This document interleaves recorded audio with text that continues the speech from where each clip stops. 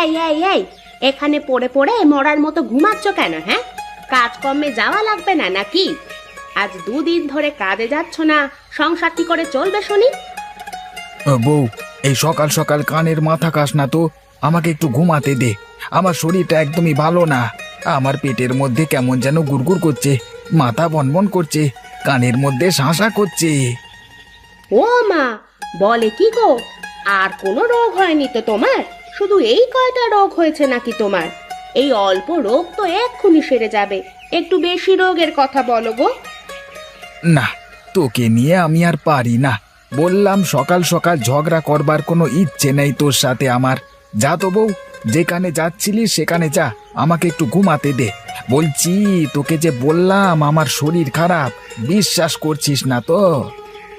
না না না, আমি কি করে বিশ্বাস করব? এইটাই তো তোমার রোজকার নাটক। তুমি তো কাজের ভয়ে রোজ একটা না একটা বাহানা বানাও।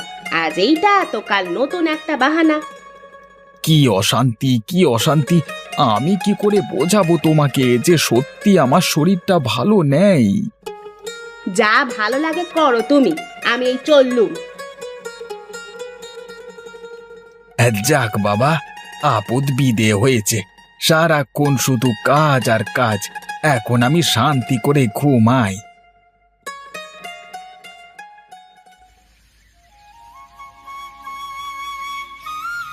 আরে মা, কেমন আছো মা? আজ কতদিন পরে আসলে আমাদের বাড়িতে। এসো এসো, ঘরের মধ্যে এসো। ভালো আছি রে মা, তোকে খুব দেখতে ইচ্ছে করছিল, তাই চলে আসলাম। আর এইদিকে একটু কাজও আছে, তাই ভাবলাম একেবারে সব কাজ সেরে যাই।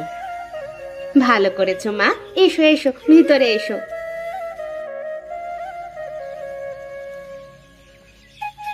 কিরে মালতী, আজ তুই রেগে আছিস কেন রে? কি হয়েছে তোর? আর সে কথা বলো না মা, তোমার জামাইটা যা হয়েছে না, সারাদিন কাজকর্ম কিচ্ছু করবে না, শুধু পড়ে পড়ে ঘুমাবে আর সব জ্বালা আমাকে পোহাতে হবে। আমার জীবনটা একেবারে নরক হয়ে গেল। আরে কিছু বেটা মানুষ এমন একটু ভবঘুরে স্বভাবের হয়। একটা বাচ্চা কাচ্চা হলে কাঁধে দায়িত্ব পড়লে দেখবি সব ঠিক হয়ে গেছে। না, এ মানুষ ঠিক হবার মানুষ নয় গো মা। আমি কত বোঝাই, ও আমার একটা কথা এক কান দিয়ে ঢুকিয়ে আরেক কান দিয়ে বের করে দেয়। আরে হবে রে হবে, কত এমন ভবঘুরে মানুষ দেখলাম, বিয়ের পর ঠিক হয়েছে, আর না হলে বাপ হওয়ার পরে ঠিক হয়েছে। জানিস, তোর বাবাও ঠিক এই রকম ছিল। তুই আমার জীবনে আসার পরে মানুষটা কেমন যেন কর্মঠ হয়ে গেল।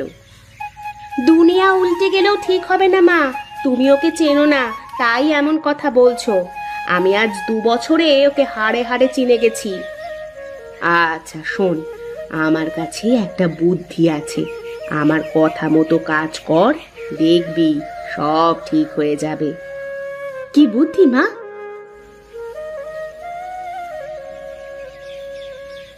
আমার কথা মতো কাজ করে দেখ মা, সব ঠিক হয়ে যাবে। ঠিক হলে তো বড়ই ভালো, আর না হলে আমাকে সারা জীবন এভাবে পরের বাড়ি কাজ করে সংসার চালাতে হবে। আচ্ছা মা, তুমি বসো, আমি তোমার জন্য জলখাবারের ব্যবস্থা করছি। না রে মা, এখন ক্ষুধা নেই, খেতে ইচ্ছে করছে না। আমি পাশের গ্রামে তোর কাকার বাড়িতে যাচ্ছি, ওখান থেকে ফেরার পথে তোর বাড়িতে 2 দিন থেকে যাব।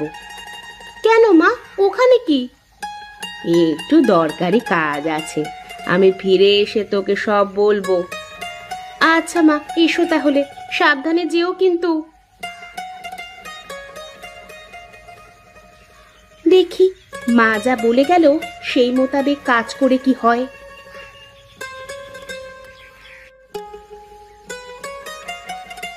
আহা, কি গন্ধ, কি গন্ধ! এত ভালো গন্ধ আসছে চিংড়ি মাছের।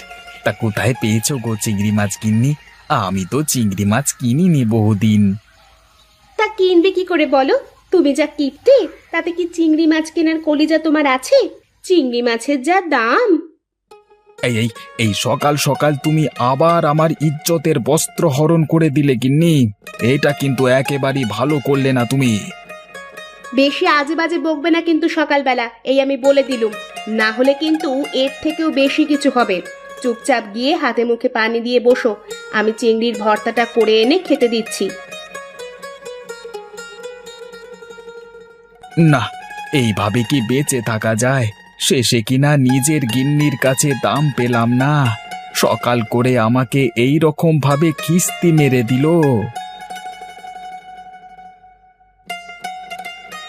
এই নাও গো, খেয়ে নাও। সারা রাত কত কষ্ট করে ঘুমিয়েছো, আবার সকালবেলা কত কষ্ট করে ঘুম থেকে উঠে হাত মুখ ধুয়ে নাও, এই কয়টা খেয়ে দিয়ে আবার ঘুমাতে যাও। না, কেসটা কি? ভাবটা তো খুব একটা সুবিধের ঠেকছে না। ডাল মে জরুর কুছ কালা হ্যায়। দেখতে হচ্ছে তো ব্যাপারটা। বউয়ের মুখ দিয়ে মধু ঝরবার কারণ কি? কি মতলব এঁটেছে বউ আমার? আচ্ছা বউ, এই চিংড়ি মাছ কোথা থেকে এসেছে সেটা তো আমাকে বললে না। কোথায় পেয়েছো চিংড়ি মাছ না বললে যে এই চিংড়ি মাছ আমার গলা দিয়ে নামবে না, আমার গলায় গিয়ে আটকে যাবে। এই শোনো না, তোমার সাথে আমি এতদিন অনেক খারাপ ব্যবহার করেছি, তুমি আমাকে মাফ করে দিও। হাজার হোক তুমি তো আমার স্বামী, তোমার সাথে এমন ব্যবহার করা আমার একদম উচিত হয়নি গো। তোমার কি হয়েছে বলো তো বউ? আজ হঠাৎ এমন করছো কেন? সকালে আমাকে নিয়ে কত কিস্তি করলে, আর এখন তোমার মুখ দিয়ে মধু ঝরছে কেন? আজ সকালে মা এসেছিল, বুঝেছো? মাকে আমি তোমার কথা বললাম যে তুমি কোনো কাজ করো না, তাই মা আমাকে বুঝিয়ে গেছেন। হয়তো আমারই কোনো ভুল হয়েছে, যার কারণে তুমি এমন করছো। যদি আমার কোনো ভুল হয়ে থাকে তাহলে আমাকে মাফ করে দিও, আমি আর কোনো দিন তোমার সাথে খারাপ ব্যবহার করব না গো। আচ্ছা, এবার বুঝলাম। তার মানে মা চিংড়ি মাছগুলো দিয়ে গেছে। তা মা কোথায়? মাকে তো দেখছি না, সে কি চলে গেছে? হ্যাঁ গো, মা পাশের গ্রামের কাকাদের বাড়িতে গেছে। কাকাদের বাড়ি থেকে ফেরার পথে মা আমাদের বাড়িতে দুদিন থেকে তারপরে যাবেন। তুমি নাও, এত চিন্তা না করে খেয়ে নাও।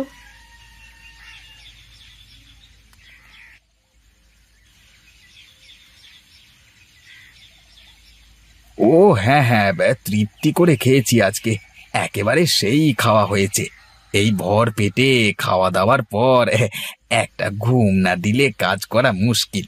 আমি একটু শুতে গেলাম বউ, হ্যাঁ, আমাকে ডেকে দিও। না না, আমি তোমাকে ডেকে তোমার ঘুম ভাঙাতে যাব না। তোমার যখন ইচ্ছা তখন উঠবে। আমি বাড়ির কাজে গেলাম, আমার অনেক কাজ পড়ে আছে। বাড়িতে উঠোন ঝাড়ু দেওয়া, থালা বাসন মাজা, কাপড় পরিষ্কার করা। আচ্ছা আচ্ছা, যাও যাও, তুমি কাজে যাও, আমি একটু ঘুমটা দিই। আহ।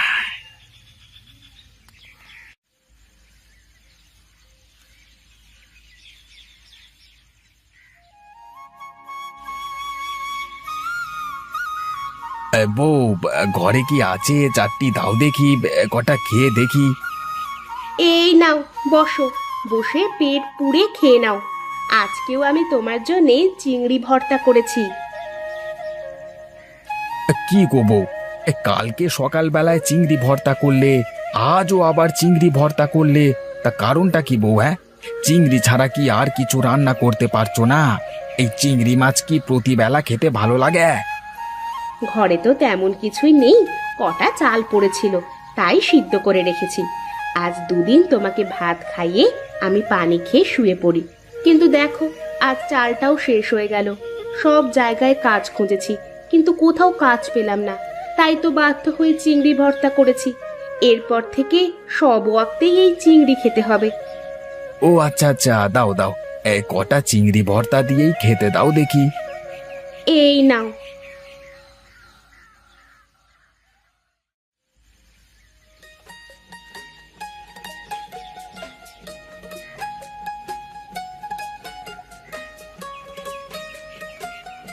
মানুষ নাকি জব্দ হয় না, আজ তোমাকে আমি চিংড়ি মাছের ভর্তা খাইয়ে জব্দ করে ছাড়বো।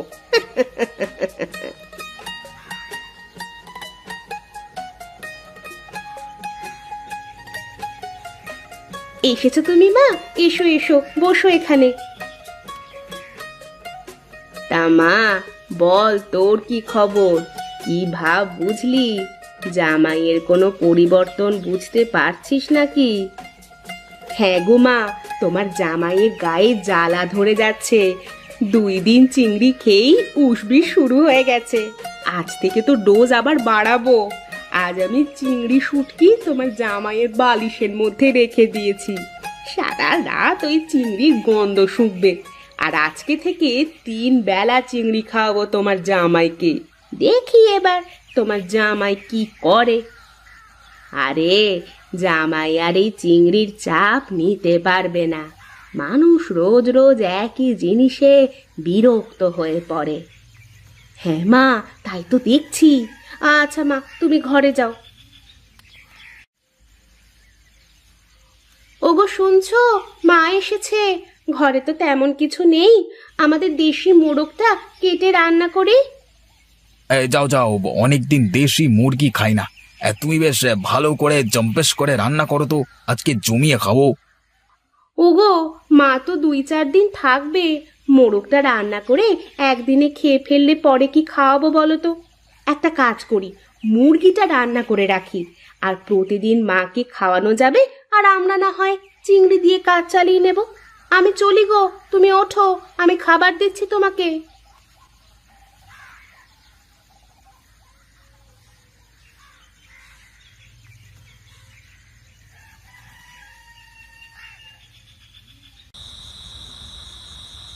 বউ, ঘরে কি আছে দাও দেখি, কটা খাই। এই নাও। কি গো বউ, শুধু এত চিংড়ি দেখছি যে, মুরগির মাংসটা কোথায়? মুরগির মাংস তো মা খেয়েছে, আর একটু আছে, সকালে মাকে দেব। না, এইভাবে আমি সারা দিন এই চিংড়ি ভর্তা খেতে পারছি না বউ। আমি আর অমন করব না, আমি কাল থেকে কাজে যাব। সত্যি তুমি কাজে যাবে? হ্যাঁ হ্যাঁ, আমি কাল থেকে প্রতিদিন কাজে যাব। আমি তোমার এই চিংড়ি ভর্তার কাছে হার মেনে গেলাম গো বউ। মানুষ নাকি জব্দ হয় না।